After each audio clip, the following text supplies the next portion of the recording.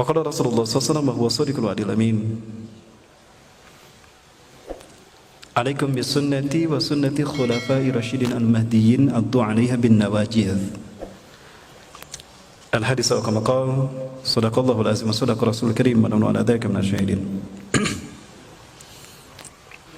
Puji dan syukur kita aturkan kehadirat Allah Subhanahu wa taala siang hari ini. Allah menakdirkan kita bisa berjamaah melaksanakan salat zuhur. Ini sebuah kenikmatan yang sangat luar biasa besar di hadapan Allah, di mana salat kita berjamaah ini pertama taat kita pada Allah dan juga ittiba kita kepada sunnah Rasulullah SAW. Mudah-mudahan amaliyah barusan menjadikan sebuah penghantar bagi kita untuk sampainya amaliyah soleh, amaliyah solehah yang kita lakukan tadi sebelum salat zuhur plus salat zuhur itu sendiri. Salawat dan salam sembari dilimpahkan pada uswah dan kedua kita Rasulullah Muhammad sallallahu alaihi wasallam, nabi dan rasul yang telah mewariskan kepada kita satu sunnah yang apabila kita mengikutinya insyaallah kita akan berada pada kejayaan. Karena di balik ittiba kita kepada sunnah pasti ada kejayaan. Karena siapapun yang berjuang berdasarkan Quran dan sunnah pasti Allah pilih untuk berjaya di muka bumi ini. Para Allah yang dirahmati Allah, hadirin kaum muslimin muslimat rahimakumullah, karyawan dan karyawati PT Telkom dan juga jamaah Masjid Darul Ihsan Telkom Guger Kalong. Insyaallah kali ini kita akan melanjutkan hadis yang kedua di dalam kitab Nihayatul Alam, An-Nihayah fil Fitan wal Malahim karya Syekh Imam Ibnu Katsir rahimahullah. Hadis yang kedua ini berbicara tentang isyarat Rasulullah SAW bahwa Abu Bakar akan menjadi khalifah sepeninggal beliau. Ya, ba'duma akhbaru, ya, ba'duma akhbara ar-Rasul sallallahu alaihi wasallam bi annahu sayaqau isyaratan, ya, nubuwah nabawiyah ila anna Abu Bakrin As-Siddiq radhiyallahu an sayali amrul ummati ba'da ar-Rasul sallallahu alaihi wasallam. Ya, sebagian dari berita Rasulullah SAW bahwasannya akan ada satu isyarat. Maksudnya akan ada satu peristiwa di mana isyarat Rasulullah ini akan terjadi, yaitu bahwasannya Abu Bakar radhiyallahu an As-Siddiq ini akan memimpin umat Islam setelah Rasulullah wafat. Jadi sebetulnya ini merupakan isyarat kalau yang menjadi khalifah setelah Rasulullah itu adalah Abu Bakar, bukan Ali bin Abi Thalib sebagaimana klaim orang-orang Syiah. Orang-orang Syiah mengklaim kalau khalifah setelah Rasulullah, al-khalifah ba'da Rasulillah sallallahu alaihi wasallam tawaffahullah Ali bin Abi Thalib. Itu klaim orang Syiah. Ya. Baik, pada hari ini kita coba kita kaji. Dalil yang pertama, famin dalika qauluhu sallallahu alaihi wasallam litilkal amrat, ya tilkal litilkal mar'atil lati qala laha. Terkait dengan dalil ini adalah apa yang disampaikan Rasulullah SAW terkait dengan istrinya Siti Aisyah, di mana Rasulullah SAW berkata kepadanya, bersabda kepadanya, ya, irji'i ilayya, kembalilah engkau kepadaku. Faqalat, maka berkatalah Siti Aisyah, ya, perempuan ini, istri Rasulullah ini, ara'aita in lam ajid, bagaimana pendapat wahai Rasulullah jika aku tidak mendapatkan sesuatu untuk dikembalikan pada engkau. Maksudnya ada satu peristiwa di mana jika itu terjadi, itu urusannya, kesimpulan dan keputusannya dikembalikan pada Rasulullah. Ya, sebagaimana dalam hadis yang lain Rasul mengatakan, idza kana amru dunyakum fa antum a'lamu minni. Ya. Jika ada satu urusan dunia, perkara urusan dunia, lalu kalian ingin mencari ketahuan tentang hukumnya, kalian lebih tahu daripada aku, kata Rasulullah. Urusan teknologi kalian lebih tahu.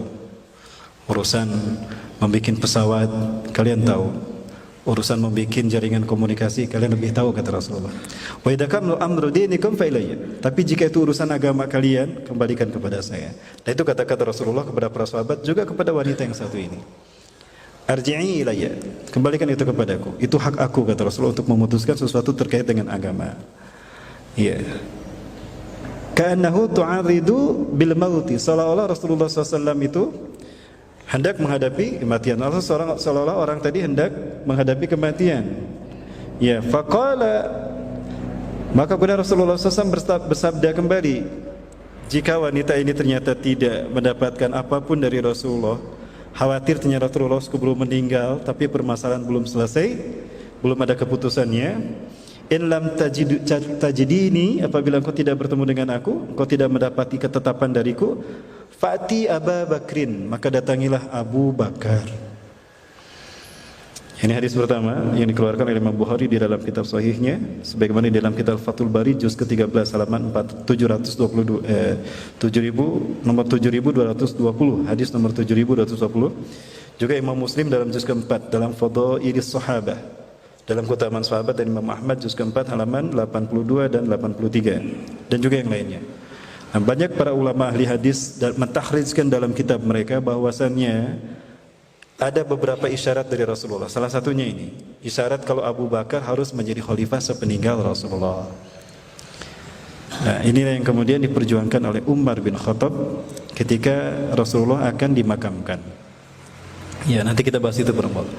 Kemudian wa qaulu sallallahu alaihi wasallam hina arada ay yaktuba lis-sadiq kitaban bil khilafah fatarakahu li'ilmihi anna ashabihi la ya'diluna anhu li'ilmihim bisabiqatihi wa fadilatihi radhiyallahu an.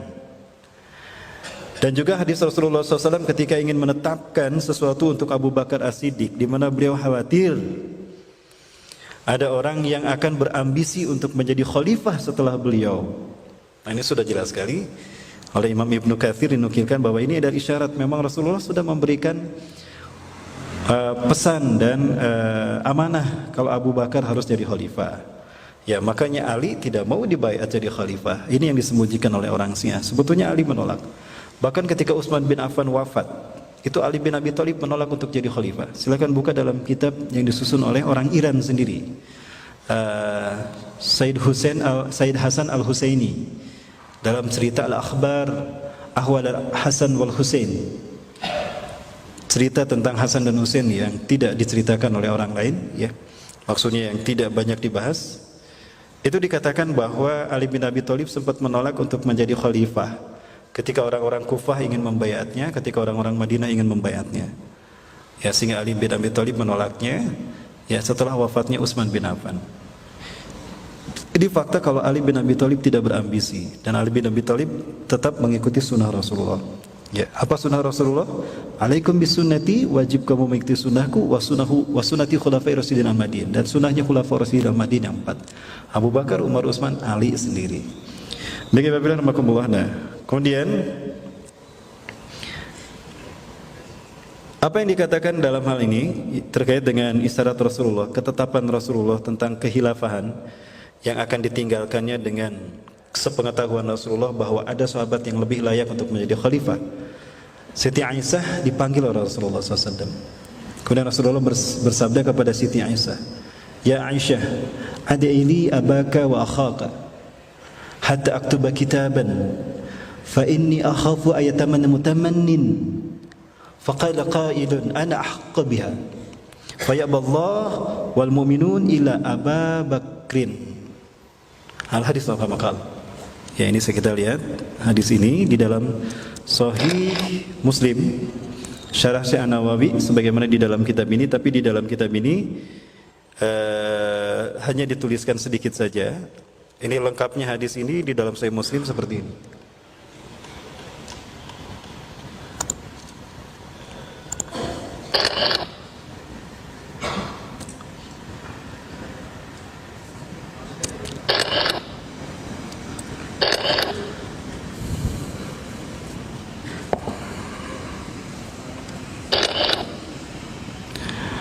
Nah, di dalam Sahih Muslim, Rasulullah SAW memanggil Siti Aisyah kemudian berkata, qala li Rasulullah SAW fi maradih, berkata kepadaku Rasulullah SAW di hari di mana beliau sakit menjelang kematian beliau, menjelang wafatnya beliau, adili Aba Bakrin wa khaki, panggillah untukku Abu Bakar bapakmu, wa khaki, dan saudaramu Abdurrahman, hatta aktuba kitaban, sehingga aku menetapkan satu ketetapan, memberikan satu ketetapan kepadamu.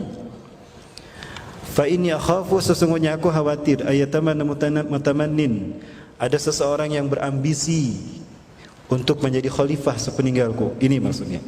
Saya kira sangat sederhana untuk mentakwilkan hadis ini. Maksudnya tidak perlu ada khilafiyah. Wa yaqulu qailun, kemudian berkata seseorang yang berambisi untuk menjadi khalifah, ana aula, saya lebih berhak untuk menjadi pemimpin. Nah, Rasulullah khawatir akan ada perselisihan di antara para sahabat bahwa saya yang harus jadi khalifah, saya yang harus khalifah. Nah, maka Rasulullah memerintahkan Siti Aisyah untuk memanggil Abu Bakar dan saudaranya Abdurrahman kalau tidak salah. Nah, wa yaballahu wal mu'minun, sehingga Allah enggan untuk menerimanya, orang-orang beriman pun enggan untuk menerimanya, illa Abu Bakrin, kecuali Abu Bakar. Pasti Allah menerimanya, pasti orang beriman pun menerimanya. Nah, jadi sebetulnya ini sudah jelas. Rasulullah memberikan isyarat kalau yang menjadi khalifah sepeninggal Rasulullah adalah Abu Bakar, bukan Umar, bukan Utsman, apalagi Ali bin Abi Thalib. Ya. Baik, nah, di dalam kitab ini langsung diketikkan juga, ya, sebagaimana keutamaan dari Abu Bakar radhiyallahu an dan sebagaimana keluar biasaan Abu Bakar dalam beribadah pada Allah, dalam ketakwaannya pada Allah dan Rasul, itu lebih utama daripada sahabat-sahabat yang lain. Ya, la'ilmihim bisabiqatihi wa fadilatihi radhiyallahu an, karena segeranya beliau dalam memenuhi panggilan Allah, kemudian keutamaan beliau di sisi Allah dan Rasulnya. Faqala, maka Rasulullah SAW bersabda, ya aballahu wal mu'minun, maka Allah enggan dan orang-orang beriman, illa Abu Bakrin, kecuali Abu Bakar. Nah, kalimat ini yang dinukilkan oleh Ibnu Katsir tidak lengkap, dan ini sumbernya dari Sahih Muslim Syarah Syekh An-Nawawi. Ya, Sahih Muslim barangkali bisa lihat dalam hadis yang di atas ini. Ya, hadis yang nomor 11 kalau di dalam kitab ini, ya, atau di dalam aslinya nomor 2387. Nah, ada juga keutamaan-keutamaan lain terkait dengan Abu Bakar radhiyallahu anhu, yang dimana Rasulullah melebihkannya daripada sahabat yang lain. Nah, di atas perambola bisa melihat An Abdillah, dari Abdullah bin Umar radhiyallahu an, Anin Nabi sallallahu alaihi wasallam, dari Nabi sallallahu alaihi wasallam, annahu qala, bahwasanya Nabi sallallahu alaihi wasallam bersabda, "Lau kuntum muttakhidan min ummati ahadan khalilan."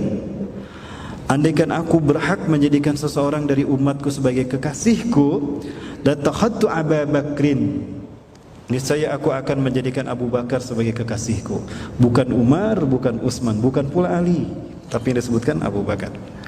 Hadis yang kedua hampir sama isinya, cuma disebutkan nama lain dari dari Abu Bakar ini, Abdullah bin Abi Quhafah. Qala Rasulullah sallallahu alaihi wasallam, "Lau kuntu muttakhidan khalilan," sekiranya aku berhak boleh menjadikan seseorang sebagai kekasihku, la takhatu ibnu Abi Quhafah khalilan, niscaya aku akan menjadikan ibnu Abi Quhafah sebagai kekasihku. Siapa yang maksud dengan ibnu Abi Quhafah? Itu adalah Abu Bakar. Nama asli Abu Bakar adalah Abdullah bin Abi Quhafah. Lalu kenapa beliau disebut Abu Bakar? Karena beliau adalah bapaknya gadis. Gadis bahasa Arabnya bakar. Beliau punya anak gadis yang ditikah Rasulullah. Ya, kalau tidak salah, gadis pertama yang ditikah oleh Rasulullah itu adalah Siti Aisyah. Nah, gara-gara itulah maka Abu Bakar disebut Abu Bakar, bapaknya gadis. Ya, Prambolo ingin disebut Abu Bakar, silakan kalau punya anak gadis. Ya. Tapi jangan dilanjut. Ba'asyir itu khusus bagi ulama kita. Ya. Baik. Iwafillahimakumullah. Nah, ini beberapa isyarat kalau ternyata Rasulullah SAW telah mengamanahkan pada para sahabat agar yang menjadi khalifah setelah beliau itu adalah Abu Bakar. Nah, lalu bagaimana setelah Rasulullah wafat? Nah, ketika Rasulullah SAW wafat, maka saat itu para sahabat memandikan jasad Rasulullah, mengkafani jasad Rasulullah SAW. Namun kemudian mereka bingung ketika akan menyolatkan Rasulullah SAW. Ya, ketika akan menyolati jenazah Rasulullah, siapa imamnya? Nah, ini bingung mereka. Sebetulnya mereka tidak bingung, mereka tahu. Maka diam semuanya. Tidak ada yang berani maju. Padahal Rasulullah sudah jelas wafat dan sudah dikafani, itu tinggal disolatkan. Maka pada saat itu Umar bin Khattab berdiri. Ya, silakan bisa dibaca dalam kitab Ismamul Wafa karya Syekh Khudaribik. Di sana dibahas tentang sejarah ini. Ya, man yukhalifu Rasulullah sallallahu alaihi wasallam khalifatan ba'da wafatih. Siapa yang menjadi khalifah Rasulullah, pengganti Rasulullah menjadi khalifah setelah Rasulullah wafat. Nah, saya ceritakan. Faqama Umar bin Al-Khattab radhiyallahu an amama ashabi Rasulillah SAW. Maka berdirilah Umar bin Khattab di hadapan para sahabat Rasulullah SAW. Wa qala lahum, dan berkata kepada mereka, wa huwa ya'khudhu yaday Abu Bakrin, yaday Abi Bakrin.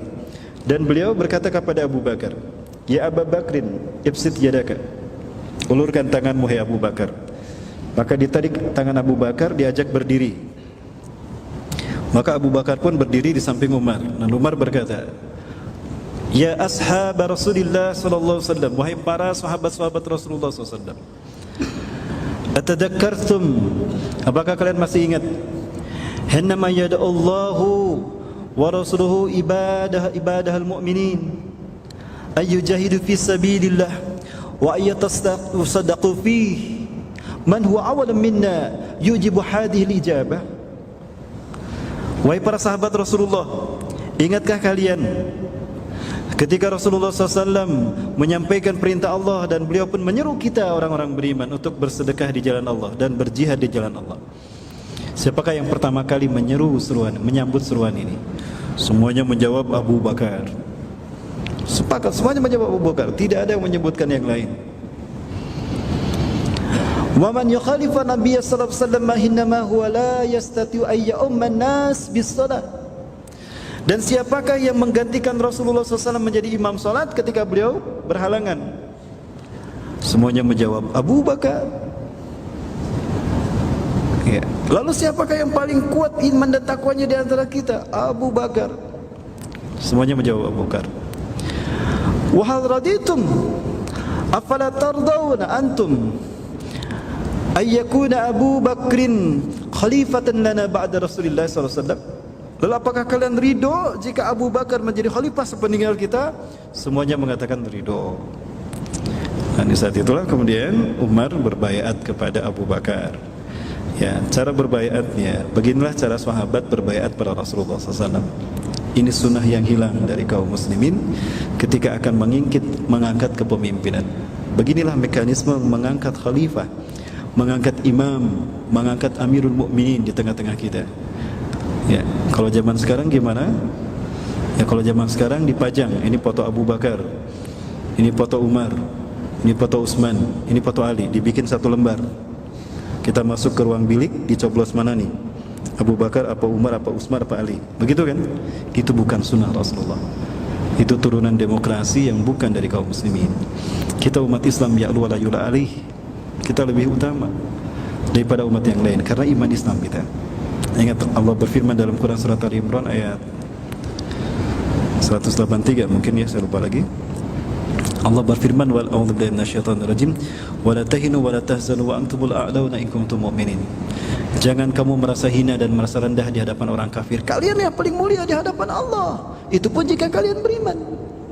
Islam itu ya'lu wa la yula alaih. Sempurna, tidak ada yang mendekati kesempurnaan Islam. Jangankan urusan memilih pemimpin, masuk WC aja diatur sama Islam. Islam mengatur urusan hidup kita mulai dari bangun tidur sampai tidur lagi. Mana mungkin Islam tidak memberikan aturan, hukum atau cara memilih pemimpin. Nah, makanya Rasulullah SAW mengatakan, alaikum bisunnati wa sunnati khulafair rasyidin al-mahdiyyin. Hendaklah kamu mengikuti sunnahku dan sunnah khulafair rasyidin al-mahdiyyin. Sunnahnya Abu Bakar, sunnahnya Umar, Utsman dan Ali. Bagaimana sunnah mereka? Salah satunya ketika akan memilih pemimpin. Ini mekanismenya. Cara memilih khalifah setelah Rasulullah. Maka Abu Bakar dijabat tangannya oleh Umar. Wabillahi tangan kanan Abu Bakar berjabat tangan dengan tangan Umar. Umar menjabat tangan Abu Bakar, tangan kiri Umar memegang tangan kanan Abu Bakar, tangan kiri Abu Bakar memegang tangan kanan Umar. Jadi kedua tangan tadi berjabat tangan. Beginilah yang Allah angkat dalam Quran surat Al-Fat ayat ke-10. Innal ladzina yubayyi'unaka innama yubayyi'una Allah yadullahi fawqa aydihim. Sesungguhnya orang-orang yang bersumpah setia kepadamu adalah mereka juga bersumpah setia kepada Allah. Tangan Allah di atas tangan mereka. Begitu para sahabat kepada Rasulullah di Bai'atul Ridwan pasca wafatnya Utsman bin Affan radhiyallahu an. Berita Utsman bin Affan terbunuh ketika akan masuk ke Mekah, Fathul Makkah. Utsman dikirim untuk memberitahukan bahwa Rasulullah datang bukan untuk berperang, tapi untuk beribadah haji. Tiba-tiba sampai berita Utsman dibunuh, padahal Utsman tidak bunuh. Baru terdengar Rasulullah mengumpulkan para sahabat dan mengambil sumpah setia para sahabat. Maka para sahabat satu persatu berbaiat pada Rasulullah untuk membela Utsman, berjihad memerangi Mekah. Ternyata Utsman pun masih hidup, tidak dibunuh. Kemudian, ketika para sahabat satu persatu berbaiat pada Abu Bakar, kebayang berapa? Jumlahnya 10.000 orang kan? 10.000 orang. Satu orang 2 menit kali 10.000 berapa? Baru beberapa orang berbaiat kepada Abu Bakar satu persatu. Pertama Umar sendiri, kemudian Utsman. Ya. Kemudian Ali bin Abi Thalib juga berbaiat kepada Abu Bakar. Ya. Abdurrahman bin Auf. Ya, kemudian juga Sa'ad bin Abi Waqqas. Terus Abu Ubaidah ibn Jarrah, Utsman bin Affan juga berbaiat, Zaid bin Harisah, Abdullah bin Abbas, Abdullah bin Mas'ud, semuanya berbaiat. Belum selesai itu, baru beberapa orang datang seseorang menghampiri mereka. Intahu antum, intahu antum, intahu antum, intahu kulukum jami'an. Berhenti. Loh, kenapa? Innal ansar hum yajtami'una fi Saqifah ibn Sa'adah. Hum yasta'iduna li yubayyi'u Sa'ad bin Waqqas, Sa'ad bin Ubadah khalifatan ba'da Rasulillah lahum. Sesungguhnya orang-orang Ansar berkumpul di Saqifah Bani Sa'adah. Mereka sedang akan membaiat Sa'ad bin Ubadah sebagai khalifah, pengganti Rasulullah. Bahaya ini. Kata Abu Bakar, kata Umar, umat Islam akan pecah jadi dua nih, Ansar dan Muhajirin. Wah, nggak boleh dibiarkan ini. Ditarik tuh Abu Bakar, ayo kita berangkat ke sana. Abdurrahman bin Auf, Utsman bin Affan, Ali bin Abi Thalib, Abdullah bin Abbas, Abu Ubaidah bin Jarrah, Zaid bin Harisah, Az-Zubair bin Awam. Dibawa semuanya ke Saqifah Bani Sa'adah. Betul tuh. Mereka sudah berkumpul dan Sa'ad bin Ubadah ada di depan. Hampir mereka berbaiat pada Sa'ad bin Ubadah. Maka Umar ceramah dengan ceramah yang sama. Dan ternyata diterima oleh semua sahabat Ansar, bahkan Sa'ad bin Ubadah pun berbaiat kepada Abu Bakar. Satu persatu berbaiat. Tolong hitung berapa menit, berapa detik nih Prambola ya. Tolong hitung berapa detik, kali 10.000 ya. Nah begini mereka berjabat tangan, lalu membaca A'udzubillahi minasyaitonirrajim. Bismillahirrahmanirrahim.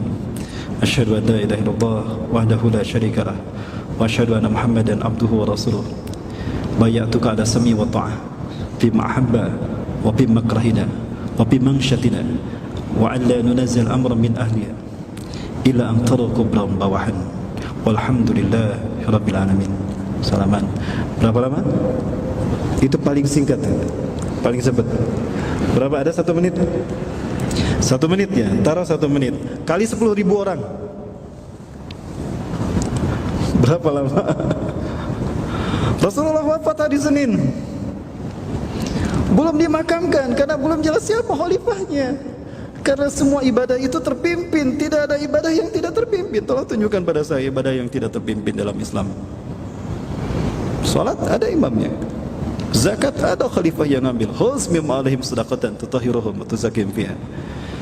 Ada khalifah yang ngambil. Ibadah haji ada amirul hajnya. Apalagi pernah mulai ibadah, hampir semuanya ada keterpimpinannya. Artinya ada imam dan khalifah. Nah, maka keberadaan imam dan khalifah ini yang menjadi wakil dan ukuran ketaatan kita pada Allah dan Rasul. Ketidakadaan imam dan khalifah ini yang menyebabkan kita jahiliyah, tidak bisa menegakkan Islam secara kafah. Ada orang berzina mau dihukumi nggak bisa karena khalifahnya belum ada. Ya udah bertobat saja, berarti hukum Islam tidak bisa tegak.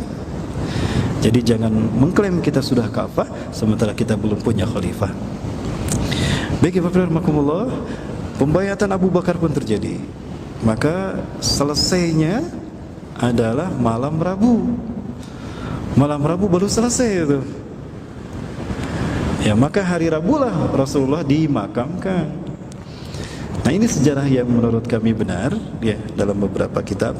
Ya, silakan baca dalam kitab Al-Bidayah wa Nihayah juga. Ya, para sekalian, kalau tidak salah saya pernah mendapati itu dalam kitab Al-Bidayah. bagaimana para sahabat ini membaiat Rasulullah SAW, ya, atau dalam tarikh Tabari. Ya, Bapak-Bapak, nah barulah Rasulullah kemudian disolatkan. Siapa imamnya? Abu Bakar. Nah inilah taatnya para sahabat kepada Rasulullah SAW, sebagaimana wasiat di sini. Dan ini membuktikan hadis Rasulullah SAW, ya, kebenarannya bahwa akan ada satu masa di mana setelah Rasulullah wafat, para sahabat akan berkumpul untuk membaiat Abu Bakar, ya, sebagai khalifah. Hadis yang ketiga, wa qauluhu sallallahu alaihi wasallam, iktadau bil ladain min ba'di Abi Bakrin wa Umar. Ya. Rawahu Ahmad wa Ibnu Majah wa Tirmidzi wa hasanahu wa sahhahahu Ibnu Hibban wa huwa min hadis Hudzaifah bin Yaman. Di dalam hadis yang diterima dari sahabat Hudzaifah ibn Yaman, di sini diriwayatkan oleh Imam Ahmad, Ibnu Majah, At-Tirmidzi, bahkan At-Tirmidzi mengatakan hasan sahihnya, hadisnya, dan disahihkan oleh Ibnu Hibban, bahwa Rasulullah SAW bersabda, iktadau billadain min ba'di, hendaklah kalian berpegang teguh kepada dua orang sesudahku. Rasulullah pertama kali menyebut Abu Bakar, kepada Abu Bakar, wa Umar, dan kepada Umar. Dan juga isyarat kalau Abu Bakar harus menjadi khalifah setelah Rasulullah SAW. Nah, makanya Ali tidak berambisi langsung untuk menjadi khalifah, walaupun memang ada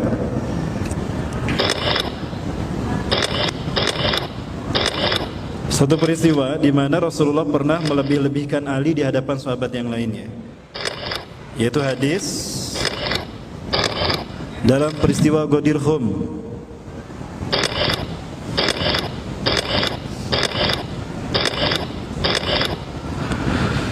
Jadi setelah melaksanakan ibadah haji, Rasulullah SAW pulang ke Madinah. Namun di perjalanan Rasulullah SAW mendapatkan ayat turun, sepotong ayat dari surat Al-Maidah. Al-yawma akmaltu lakum dinakum wa atmamtu alaikum ni'mati wa raditu lakumul Islam Madinah. Nah, ini ayat yang terakhir turun kepada kaum muslimin, kepada Rasulullah. Sepotong. Kalau satu surat terakhir turun itu idza jaa nasrullah wal fath sampai selesai. Nah, ayat ini kemudian turun terakhir. Ya. Nah, ayat itu turun kemudian membuat Rasulullah SAW memerintahkan para sahabat untuk berhenti sejenak istirahat di Ghadir Khum. Nah, Ghadir Khum itu jaraknya 170 km sebelah barat daya Mekah dan 190 meter ke Madinah. Jadi hampir di tengah-tengah. Ya, pernah boleh lihat di pinggir itu tanda panah mengarah ke Ghadir Khum. Nah, apa itu Ghadir? Ghadir itu artinya kolam, empang. Jadi ada tempat banyak kolamnya, ada kolam ikannya atau ada kolam airnya dan banyak pepohonan di sana. Itu sebutnya Ghadir. Khum itu adalah nama tempatnya antara Mekah dan Madinah. Nah, sekarang seperti ini kondisinya. Kalau dulu banyak pohon-pohon. Nah, disinilah Rasulullah memerintahkan para sahabatnya untuk beristirahat. Jumlah mereka 10.000 orang. Rasulullah mengumpulkan mereka, kemudian Rasulullah SAW berceramah di hadapan mereka. Saat itu Ali bin Abi Thalib ditarik sama Rasulullah untuk duduk di sampingnya. Ya, orang-orang Syiah selalu membuat gambar begini. Ya, di mana salah satu mengangkat tangan yang satunya. Nah, yang mengangkat itu Rasulullah, yang diangkat Ali. Ini yang gambaran orang Syiah. Dan mereka menjadikan hari ini sebagai hari Ghadir Khum, Idul Ghadir. Ya, Idul Ghadir, perayaan Idul Ghadir yang menurut mereka lebih agung daripada Idul Fitri dan Idul Adha.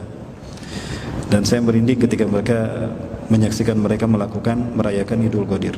Ngeri Bapak Ibu. Mereka mempertuhankan Ali, Fatimah, Zainab dan Hasan, Husain. Nauzubillah. Baik, ini gambaran mereka. Di sini mereka menukilkan kata-kata Rasulullah, man kuntu maula fahada aliyun maula. Itu ada kalimat di bawahnya, ada kalimat ya di bawah gambar dua orang tadi yang mereka maksud Rasulullah dan Ali. Man kuntu maula, siapa yang aku pemimpinnya, fahada aliyun maula, maka inilah Ali pemimpinnya. Itulah sepotong dari ceramah Rasulullah di Ghadir Khum ini. Yang ini dijadikan orang Syiah bahwa Ali harus jadi khalifah setelah Rasulullah SAW wafat. Siapa yang mengambil hak ini dari Ali, maka kafirlah dia, terkutuklah dia, laknatlah dia. Makanya Syiah mengkafirkan para sahabat, mengkafirkan Abu Bakar, Utsman dan Umar bin Khattab. Ya. Padahal hadisnya tidak demikian. Nah, mereka hanya mengambil mengistinbat hukum hanya dari satu dalil, tidak dalil yang lain, padahal dalil itu berbicara hal yang sama. Jadi thariqah yang benar, orang sekalian, dalam mengambil keputusan, jangan dari satu dalil. Kumpulkan dulu semua dalil-dalil yang terkait dengan itu, diurutkan mana yang lebih dekat kepada tema, baru berikutnya yang lebih dekat lagi, agak dekat, terus yang lebih jauh paling bawah. Disimpulkan baru diambil benang merahnya. Harusnya begitu. Thariqatul jam'i summa thariqatul tafham ma'aniya min kullil hadis wa makinid dalail summa thariqatut tarjih. Kumpulkan, fahami, baru simpulkan, ambil keputusannya. Nah, di dalam kitab Al-Wilayah fi Turuq Ahadisul Ghadir yang disusun oleh Al-Hafiz Abi Ja'far Muhammad bin Jarir At-Tabari, atau lebih kenal disebut dengan atau dikenal dengan Ibnu Jarir At-Tabari, dalam teks dan sanad yang beliau riwayatkan dalam kitab ini dari Zaid bin Arqam, ia berkata, ini sahabat Rasulullah SAW ya, Zaid bin Arqam radhiyallahu anhu berkata, ketika Rasulullah sampai di Ghadir Khum di dalam perjalanan kembalinya dari Haji Wada, ketika itu waktu duha, sementara cuaca sangat panas sekali, Rasulullah memerintahkan para sahabatnya untuk bernaung di pepohonan. Ya, tidak lama setelah itu tiba waktu sholat, maka Rasulullah menyuruh Bilal untuk mendirikan azan dan memberitahukan para sahabat untuk sholat berjamaah. Maka kemudian kami pun berkumpul, lalu Rasulullah setelah itu menyampaikan khutbah yang sangat indah. Rasulullah SAW bersabda, sesungguhnya Allah Subhanahu wa taala, ini mohon maaf saya ambilkan dari aslinya sebuah kitab ya. Ini disingkat Allahnya, ya, harusnya tidak disingkat Allah Subhanahu wa taala. Sesungguhnya Allah Subhanahu wa taala telah menurunkan kepadaku ayat balligh ma unzila ilaika min rabbika fa illam taf'al fama balagta risalatak. Wallahu ya'simuka minan nas. Al-ayah. Ya, a'udzubillahi minasyaitonir rajim. Balligh ma unzila ilaika, sampaikanlah apa yang diturunkan kepadamu Muhammad. Ya, oleh Tuhanmu, dari Tuhanmu. Fa in lam taf'al, jika engkau tidak melaksanakannya, fama balagta risalatak, maka kamu tidak menyampaikan risalatah. Ya. Wallahu ya'simuka minan nas, dan Allah menjagamu dari gangguan manusia. Nah, Rasulullah kemudian kenapa memberhentikan para sahabat? Rasulullah menyaksikan banyak sekali orang-orang munafik di sekitar para sahabat saat itu yang mencibir Rasulullah, berkata-kata dengan kata-kata yang tidak layak mereka ucapkan pada Rasulullah. Bahkan Rasulullah disebut udhun, mudah percaya kepada berita yang didengar tanpa ada cek dan recheck, tanpa ada tabayun. Dan juga Rasulullah terlalu melebihkan Ali dan melebihkan sahabat-sahabat yang lain dari sahabat yang lainnya juga, yang menimbulkan kecemburuan di antara para sahabat. Nah, itu dijadikan sebagai alibi oleh orang-orang munafik ya, untuk menghancurkan kemuliaan Rasulullah, menghancurkan kehormatan Rasulullah. Dapat kita bayangkan jumlah mereka banyak, dan ini di zaman Rasulullah, apalagi di zaman kita. Ya. Maka kemudian Rasulullah bersabda, sesungguhnya aku telah diperintahkan oleh Allah melalui Jibril supaya berdiri di tempat keramaian ini dan memberitahukan bangsa putih dan hitam bahwa Ali bin Abi Thalib adalah saudaraku, wasyiku, pendampingku, penggantiku, dan imam sepeninggalku. Lalu aku meminta kepada Jibril supaya memohonkan ampunan bagiku kepada Tuhanku, karena aku tahu betapa sedikitnya orang-orang yang bertakwa dan betapa banyaknya orang-orang yang mengganggu serta mencemoohkan aku, karena seringnya aku bersama Ali dan memberikan perhatian yang lebih kepadanya.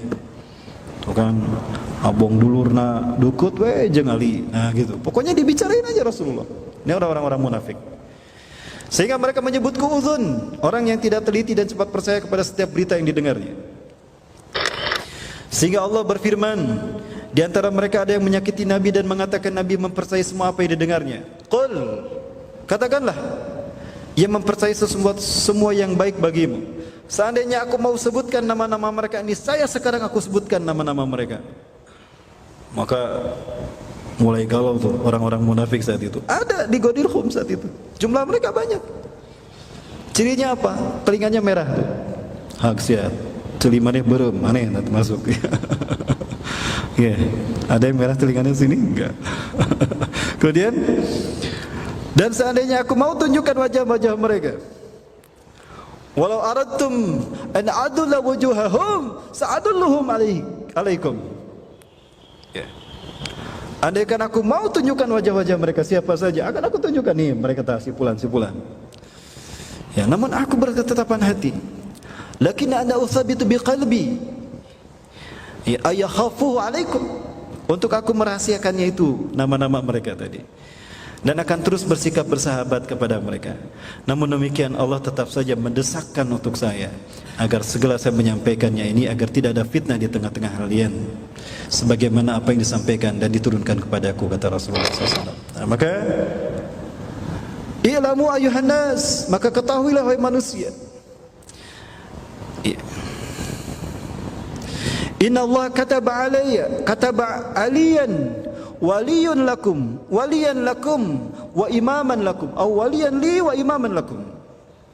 Sesungguhnya Allah telah menetapkan Ali itu adalah sebagai wali dan imam bagi kalian, wa syik, penggantiku, pendampingku, dan telah mewajibkan kepada setiap orang dari kamu untuk menaatinya, wa ayyaktuba lakum ayyuti'uhu, dan Allah telah menjamin kewajiban ini bahwa kalian harus mentaati Ali bin Abi Thalib.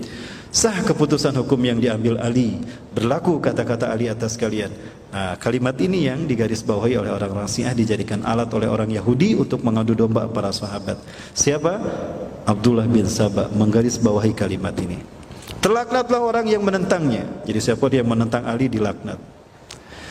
Ya, memperolehlah buat orang yang mempercayainya. Nah, dibuatlah hadis-hadis palsu tentang Ahlul Bait oleh Abdullah bin Sabah. Menjadi asal muasal munculnya Syiah.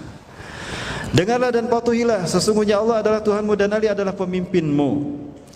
Kemudian keimamahan dan kepemimpinan berikutnya ada pada keturunan yang berasal dari tulang sulbinya Ali bin Abi Thalib sampai hari kiamat. Hal ini kita terima. Namun yang harus kita perhatikan bahwa Rasulullah menyebutnya dari Hasan bukan dari Husain. Syiah membuat dari Husain, bukan dari Hasan. Ketika Ali bin Abi Thalib radhiyallahu anhu dan Rasulullah SAW berjalan berdampingan, ya, Hasan dan Husain menyambut mereka berdua. Hasan lari ke arah Rasulullah, Husain lari ke arah Ali. Maka Rasulullah SAW kemudian menyambut Husain dan mengaisnya ke atas sambil mengelus-ngelus punggung Al-Hasan dan berkata kepada Ali, ya Ali, hada ibni Al-Hasan, sayakhruju min zuhrihi ya rajulan wa sayaumun nas wa sayamlul ardu adlan wa qistan kama muliyat zulman wa zawran yuwati ismi wa ismu abi. Hai Ali, ini anak kita Hasan dari keturunannya. Nah, Rasul berkata begitu, Hasan dari keturunannya akan lahir seorang laki-laki yang akan memimpin dunia ini dengan keadilan dan kesejahteraan, sebagaimana sebelumnya dipenuhi oleh kezaliman, pembantaian dan huru-hara. Namanya sama dengan namaku Muhammad dan nama ayahnya sama dengan ayahku Abdullah. Jadi dari Hasan bukan dari Husain.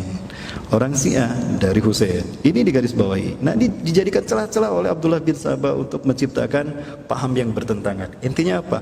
Melampiaskan dendam orang Yahudi kepada Rasulullah dan sahabatnya, terutama Bani Hashim. Baik, sebentar lagi teman sekalian. Kemudian Rasulullah SAW bersabda lagi, sesungguhnya tidak ada yang halal kecuali apa yang telah dihalalkan oleh Allah, Rasulnya dan mereka. Dan tidak ada yang haram kecuali apa yang telah diharamkan oleh Allah, Rasulnya dan mereka. Mereka di sini adalah Ali dan keturunannya. Tidak ada satu ilmu pun kecuali telah Allah tetapkan dan pindahkan kepada mereka. Maka oleh karena itu, janganlah kamu berpaling dari Ali, dan janganlah kamu bersikap sombong dan enggan menerima kepemimpinan Ali, karena dialah orang yang menunjukkan kepada kebenaran dan mengamalkannya.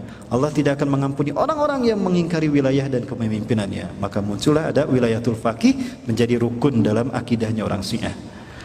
Ya, dan imarahnya orang-orang Syiah. Dan tidak akan pernah memaafkannya sekali-kali. Maka dia katakan ahli neraka. Itu dia manfaatkan oleh orang Syiah, Yahudi ya. Karena Syiah ciptaan Yahudi. Ya, dari sini kita makin kuat keyakinan bahwa Yahudi Dialah yang menciptakan ajaran Syiah. Siapa? Abdullah bin Sabah.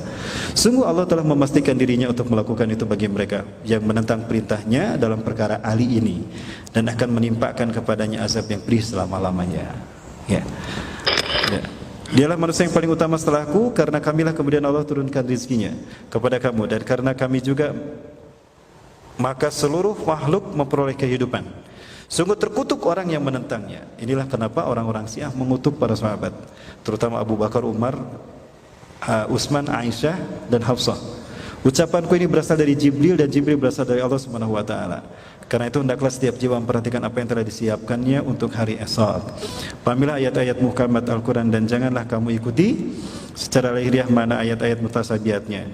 Tidak akan ada orang yang bisa menerangkan tafsirnya kepadamu melainkan orang yang saya pegang tangannya ini. Ya, maka diangkatlah Ali bin Abi Thalib. Maka kemudian Rasulullah SAW menaikkan Ali, ya, ke sisinya.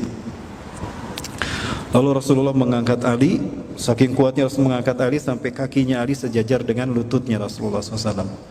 Ya.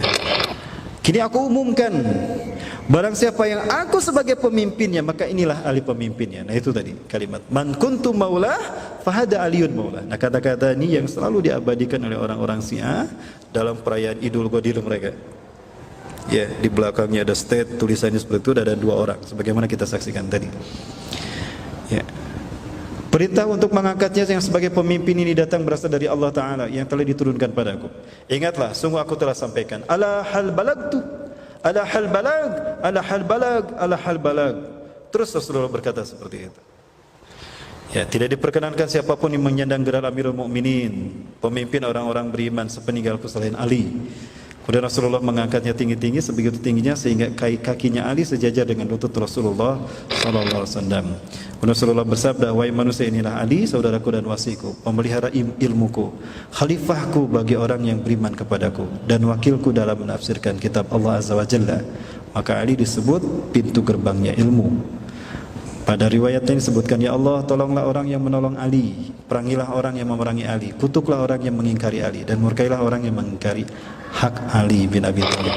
Kemudian turunlah Al-Quran, al-yawma akmaltu lakum dinakum wa atmamtu alaikum ni'mati wa raditu lakumul Islam madinah. Jadi ayat ini turun menunggu Rasulullah selesai ceramah, barulah kemudian ayat ini turun. Nah inilah yang menjadi klaim dasar orang Syiah berani mengatakan kafir kepada orang yang tidak menerima ajaran Syiah. Kafir, terkutuk, terlaknat orang yang mengambil kehilafahan dari Ali. Ya, Abu Bakar terkutuk, Umar terkutuk, Utsman terkutuk, Hafsah terkutuk, Aisyah terkutuk, dan terkutuk orang yang mengikuti mereka. Kenapa? Hanya berdasarkan ceramah ini saja. Ya, padahal ada dalil-dalil yang lain yang tadi sudah kita bahas dari awal. Jadi mereka itulah karakter Yahudi, hanya mengambil satu dalil lalu diklaim diglobalkan, padahal itu adalah khusus. Ya. Baik Ibu Fillah rahimakumullah, jadi kesimpulan dari pertemuan kita kali ini bahwa Rasulullah SAW sudah mewariskan sebuah amanah yang penting untuk kaum muslimin, khususnya para sahabat, bahwa Abu Bakar harus menjadi khalifah sepeninggal beliau. Ya, buktinya dalil-dalil yang tadi kita bahas, dalilnya banyak, sanadnya banyak, dan itu lebih kuat daripada hadis dari Ibnu Jarir at-Tabari. Bahkan ini pun hanya Ibnu Jarir yang mengeluarkan dalam kitabnya. Sehingga ya kita tidak boleh terjebak kepada cara penterjemahan orang-orang Syiah terhadap Quran dan hadis yang pragmatis. Hanya satu dalil saja diambil baru disimpulkan secara global. Dengan dalil itu dia kafirkan yang tidak taat, yang tidak ikut. Nah begitulah Syiah. Baik Bapak Ibu yang mati Allah, barangkali itu dulu yang dapat kita bahas pada kesempatan kali ini. Ya sudah selesai, waktunya sudah habis. Terima kasih atas perhatiannya dan mohon maaf atas kekurangannya. Ya mudah-mudahan Allah SWT membimbing kita agar kita senantiasa ada dalam khitah Rasulullah dan para sahabat, agar kita tidak menyimpang dari apa yang menjadi jalan hidupnya para salafus saleh. Maksudnya mengikuti mereka dalam mengikuti Quran dan Sunnah. Semoga Allah SWT memberikan kepada kita pemimpin yang bisa memimpin kita mengamalkan Islam secara kafah. Demikian, terima kasih dan mohon maaf. Rabbana zalamna anfusana wa illam taghfir lana wa tarhamna lanakunanna minal khasirin.